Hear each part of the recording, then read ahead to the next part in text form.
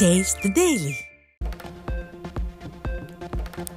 அணைகள் மற்றும் நீர்நிலைகள் நிரம்பி வரும் நிலையில் முன்னெச்சரிக்கை நடவடிக்கை எடுக்க வேண்டும். நள்ளிரவில் சாத்தனூர் அணையை திறந்துவிட்டு மக்களை தவிக்க விட்டது போலன்றி திமுக அரசு முன்னெச்சரிக்கை உணர்வுடன் செயல்பட வேண்டும் என அதிமுக பொதுச் செயலாளர் வலியுறுத்தல்.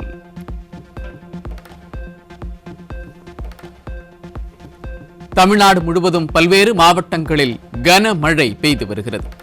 வானிலை ஆய்வு மையம் கொடுக்கும் அறிவிப்புகள் அடிப்படையில் மழைக்காலத்தில் பொதுமக்கள் கவனமாகவும் பாதுகாப்பாகவும் இருக்க வேண்டும் என அதிமுக பொதுச் செயலாளர் அறிவுறுத்தல்.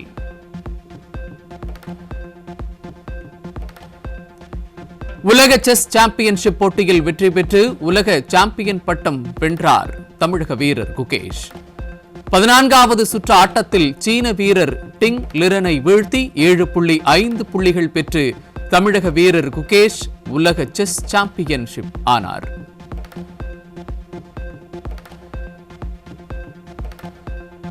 தமிழ்நாட்டைச் சேர்ந்த குகேஷ் செஸ் உலக சாம்பியனாக மகுடம் சூடுவது பெருமைக்குரியது.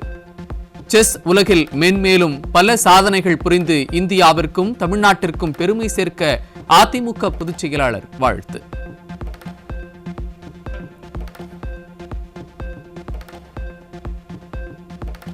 தூத்துக்குடி மாவட்டம் கோவில்பட்டியில் காணாமல் போன சிறுவன் சடலமாக மீட்கப்பட்ட விவகாரத்தில் அச்சிறுவனின் பெற்றோர் மற்றும் தாத்தா ஆகியோர் தங்கள் இன்னுயிரை மாய்த்து கொண்ட முயன்றதாக வரும் செய்தி அதிர்ச்சி அளிக்கிறது. சிறுவனின் பெற்றோர் மற்றும் தாத்தாவிற்கு உரிய மருத்துவ சிகிச்சை அளிப்பதுடன் சிறுவன் கொலை செய்யப்பட்ட வழக்கில் தொடர்புடைய அனைவரையும் கைது செய்ய வேண்டும் என ஸ்டாலினின் திமுக அரசுக்கு அதிமுக பொதுச் செயலாளர் வலியுறுத்தல்.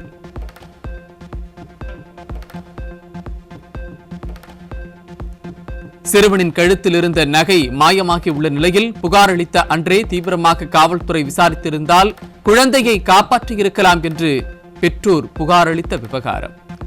முக்கியத்துவம் வாய்ந்த வழக்குகளில் மெத்தன போக்கில் செயல்படும் விடியா திமுக அரசின் காவல்துறைக்கு அதிமுக பொதுச் செயலாளர் கடும் கண்டனம்.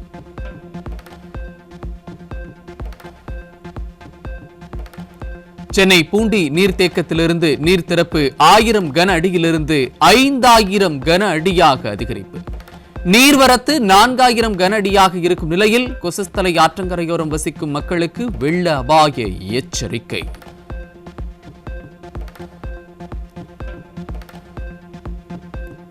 கடலூர் மாவட்டத்தில் தொடர் மழை காரணமாக நீர்வரத்து அதிகரித்திருப்பதால் வீராணம் ஏரியிலிருந்து 2200 கன அடி நீர் திறப்பு. வீராணம் ஏரிக்கு நீர்வரத்து 3028 கன அடியாக உள்ள நிலையில் ஏரியின் பாதுகாப்பு கருதி நீர் வெளியேற்றம். சாத்தனூர் அணையிலிருந்து 13000 கன அடி நீர் வெளியேற்றப்படுவதால் தென்பெண்ணை ஆற்றின் கரையோர பகுதி மக்களுக்கு வெள்ள அபாய எச்சரிக்கை. வெள்ள பாதிப்பிலிருந்து முழுமையாக மீண்டு வராத கடலூர், விழுப்புரம், கள்ளக்குறிச்சி, திருவண்ணாமலை மாவட்ட மக்கள் வெள்ள அபாய எச்சரிக்கையால் அச்சம்.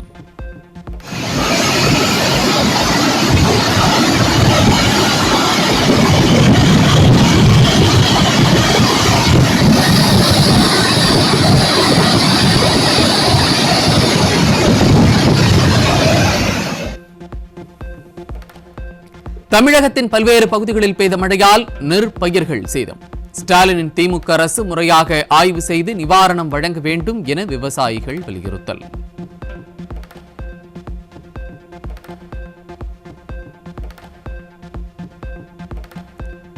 விழுப்புரம் மாவட்டம் திண்டிவனத்தில் வீராங்குளம் ஏரி உடைந்ததால் வீடுகளுக்குள் புகுந்த வெள்ள நீர். சாலை மறியலில் ஈடுபட்ட பாதிக்கப்பட்ட மக்கள் திமுக அரசு எங்களை கண்டுகொள்ளவில்லை என கூறி சார் ஆட்சியரை முற்றுகையிட்டு வாக்குவாதத்தில் ஈடுபட்டதால் பரபரப்பு.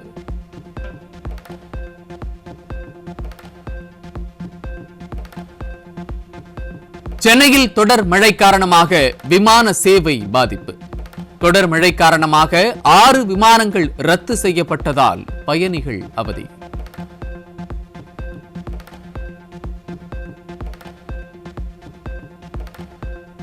திருவாரூர் மாவட்டம் முழுவதும் பல 100 ஏக்கர் பரப்பளவில் அறுவடைக்கு தயாராக இருந்த சம்பா பயிர்கள் மழையால் சேதம். நிர்வாக திறனற்ற ஸ்டாலின் அரசு உரிய இழப்பீடு வழங்க வேண்டும் என விவசாயிகள் கோரிக்கை.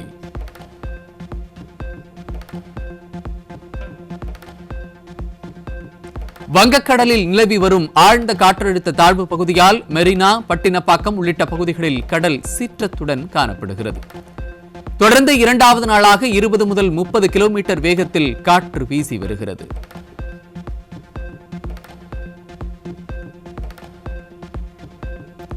திருச்சி மாவட்டம் துறையூர் அருகே குடியிருப்புகளை சூழ்ந்த வெள்ள நீர். நிர்வாக திறனற்ற ஸ்டாலின் அரசு மழைக்காலங்களில் உரிய முன்னெச்சரிக்கை நடவடிக்கைகளை எடுப்பதில்லை என மக்கள் குற்றச்சாட்டு.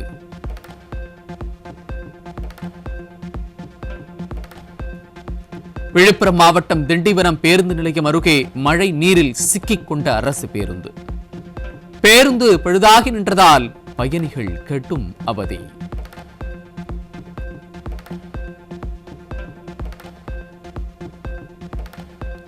தமிழகத்தின் பல்வேறு மாவட்டங்களில் பெய்த மழையால் குடியிருப்பு பகுதிகளில் தேங்கிய மழை நீர். அத்தியாவசிய பொருட்கள் வாங்கக்கூட பொதுமக்கள் வீட்டை விட்டு வெளியேற முடியாமல் கடும் அவதி.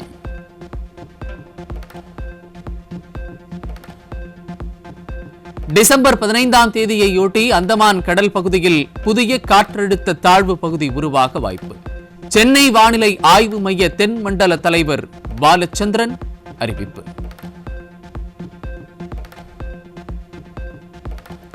தென்காசி, நெல்லை ஆகிய மாவட்ட பள்ளிகளுக்கு மட்டும் இன்று விடுமுறை. விழுப்புரம், தூத்துக்குடி மாவட்டத்திற்கு மட்டும் இன்று பள்ளி, கல்லூரிகளுக்கு விடுமுறை என மாவட்ட நிர்வாகம் அறிவிப்பு.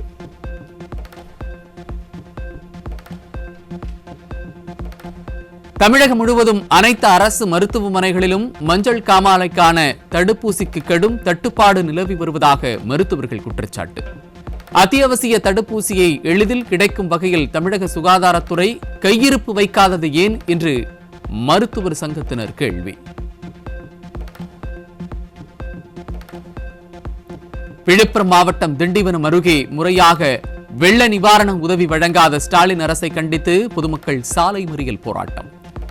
குடிநீரில் கழிவுநீர் கலந்து வருவதாகவும் சாலை வசதி இல்லை எனவும் மக்கள் குற்றச்சாட்டு.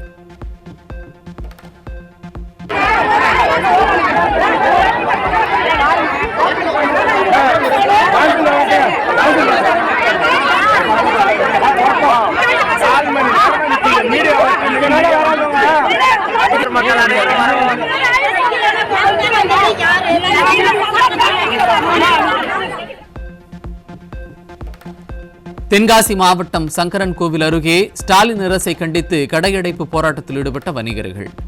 பொதுமக்களின் கருத்தை கேட்காமல் கழிவுநீர் சுத்திகரிப்பு நிலையம் அமைக்க முயற்சிக்கும் திராவிட மாடல் அரசுக்கு கண்டனம்.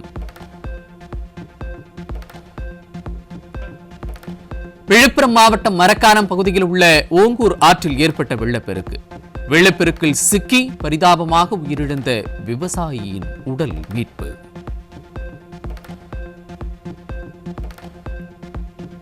கடலூர் மாவட்டம் திருப்பாதிரி புலியூரில் கடைக்குள்ளேயே மர்ம நபர்களால் கடை உரிமையாளர் வெட்டி படுகொலை. நிர்வாக திறனற்ற ஸ்டாலின் ஆட்சியில் சட்டம் ஒழுங்கு சீர்குலைந்துள்ளதால் கொலை சம்பவங்கள் அதிக அளவில் அரங்கேறும் அவலம்.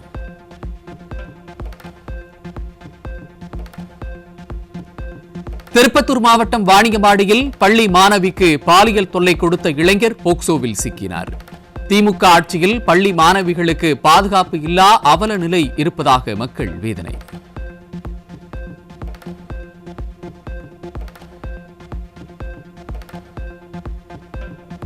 சென்னையை அடுத்த மதுரவாயிலில் போதை மாத்திரைகளை விற்பனை செய்த 7 பேர் சிக்கினர். நிர்வாக திறனற்ற திமுக ஆட்சியில் விதவிதமான போதைப் பொருட்கள் சர்வ சாதாரணமாக புழக்கத்தில் இருப்பதாக மக்கள் வேதனை.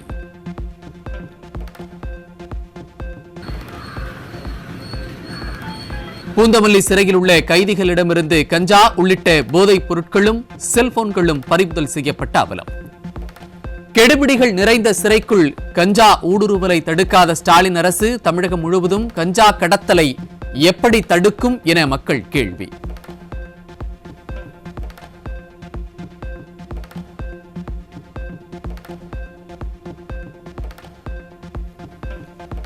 ஈரோட்டில் பொதுமக்களிடம் 62 கோடி ரூபாய் மோசடி செய்த வழக்கில் தேடப்பட்டு வந்த முன்னாள் ராணுவ வீரர் சிக்கினார்.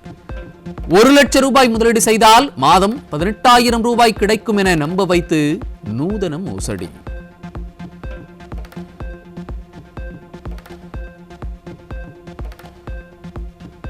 சென்னை ராஜீவ்காந்தி அரசு மருத்துவமனையில் பணம் கையாடல் செய்யப்பட்டிருப்பதாக மருத்துவக் கல்லூரி மருத்துவமனை முதல்வர் புகார். வெளி மாநிலத்திலிருந்து வசூல் செய்யப்படும் பணத்தை மருத்துவமனை ஊழியர்கள் கையாடல் செய்திருப்பதாக குற்றச்சாட்டு. கோவையைச் சேர்ந்த முன்னாள் ராணுவ வீரரிடம் சமூக வலைதளம் மூலம் 15 லட்சம் ரூபாய் மோசடி செய்தவர் சிக்கினார். குறைந்த விலைக்கு வெங்காயம் கொள்முதல் செய்து தருவதாக கூறி பலரையும் மோசடி செய்தது அம்பலம்.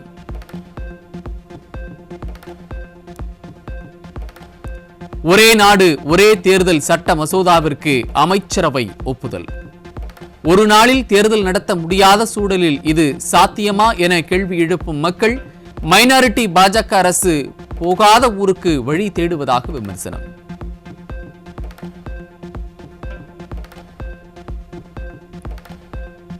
ஆந்திர மாநிலம் விசாகப்பட்டினம் அருகே ஆன்லைன் கடன் செயலி மூலம் கடன் வாங்கிய புது மாப்பிள்ளை தற்கொலை செய்து கொண்ட பரிதாபம். வளர்ச்சி, பாதுகாப்பு என வாய்ச்சவடால் பேசும் மைனாரிட்டி பாஜக ஆட்சியில் இந்தியர்களை கடன் செயலிகள் கலங்க வைத்திருப்பதாக மக்கள் வேதனை.